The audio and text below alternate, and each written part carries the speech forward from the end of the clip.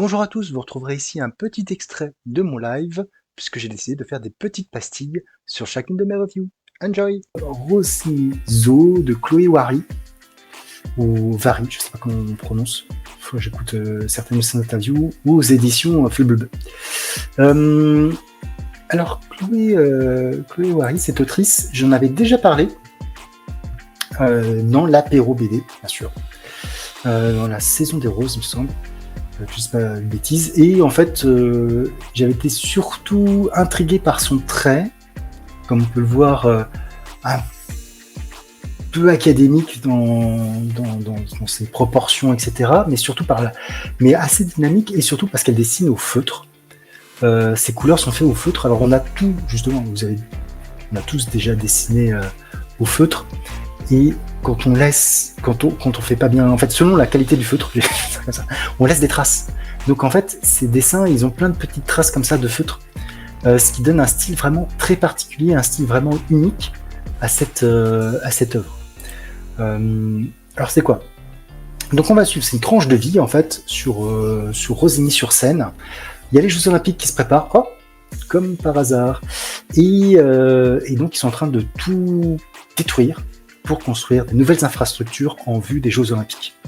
Donc on va suivre plusieurs personnages, Gabi, Okme, Susanna, Will, qui vivent en région parisienne et en fait tout évolue, tout ferme, ils ne retrouvent plus leur quartier, le quartier va changer, il est obligé de changer, de s'adapter par la force des choses, et donc on va suivre cette jeune fille Gabi qui est à la fac, qui est très contestataire par rapport à plein de choses, et également le club de hip-hop, de breakdance, voilà, breakdance, d'ailleurs c'est assez marrant parce que c'était aussi aux Jeux Olympiques.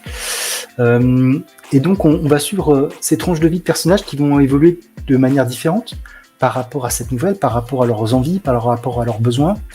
On va retrouver le jeune qui a dû s'occuper de sa famille, donc quitter l'école parce que sa mère pouvait plus et du coup qui est grutier.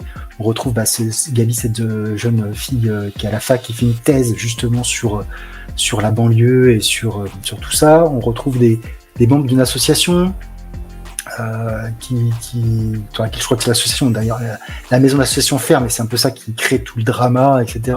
On retrouve un professeur de hip-hop. Il y a tout ça qui se mélange dans cette BD.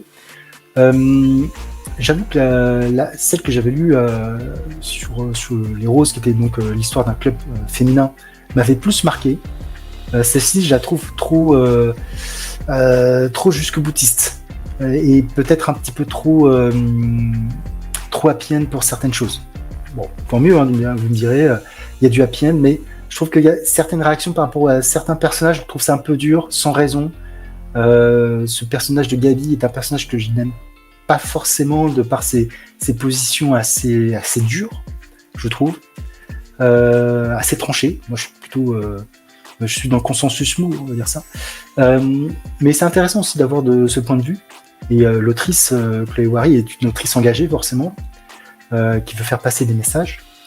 Et c'est aussi rafraîchissant, d'une certaine manière, de voir comment ça peut être fait et comment ça évolue tout ça. Parce que c'est des thèmes qu'on ne voit pas forcément dans la BD souvent. En tout cas, moi, c'est la première fois que je voyais ce type de thème, et je trouve ça plutôt pas mal. Et petit point consensus mou ou pas, du coup, Chloé Wary a fait une fresque. Une ville qui est pas très loin de chez moi. Et comme vous pouvez le voir, voilà, elle pose avec sa fresque.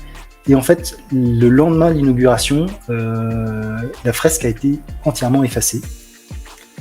Comme vous pouvez voir sur la deuxième photo, voilà, elle a été repeinte. Du coup, l'autrice est en procès avec la ville parce que pour préjudice moral, forcément, elle a passé du temps en fait, je trouve que le principe, je sais pas ce qui s'est passé côté mairie, etc. On saura peut-être, il est en procès, donc on saura peut-être un jour la vérité, mais du coup, elle a fait la fresque. Alors, peut-être qu'il y a un truc qui, a priori, n'est pas passé avec Naël, mais bon, c'était un sujet polémique. Du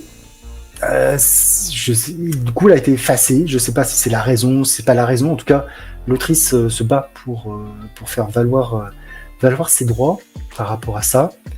Et voilà, c'était un petit message voilà, pour soutenir un petit peu, parce que c'est vrai qu'on parle souvent de censure et autres dans le monde des comics et un certain nombre de choses.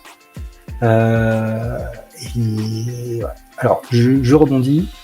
Donc, voilà. Donc, petite lecture moins sympathique que le précédent, qui reste dans l'esprit. Je sais qu'elle en a fait un sur Beethoven. Je suis assez Beethoven ou Wagner, je sais plus, sur un compositeur. Et je suis assez curieux de voir ce titre et ce qu'il en est.